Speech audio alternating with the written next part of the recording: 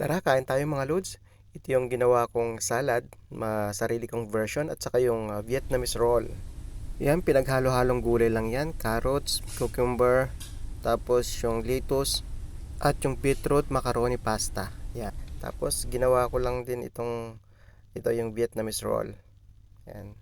Rice paper. Yan. So yan po yung sarasa niya, yung sauce niya. Okay. Tara, kain na tayo mga kalods. Sarap. Healthy. Itong kakainin natin yan. So ito naman po yung mga ano natin. Yan, mga dressing natin. Balsamic vinegar, yan. Merong honey, nilagyan ko ng honey yan. Yan.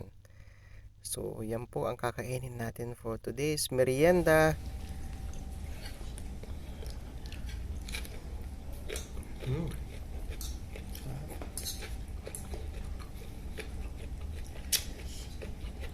Healthy.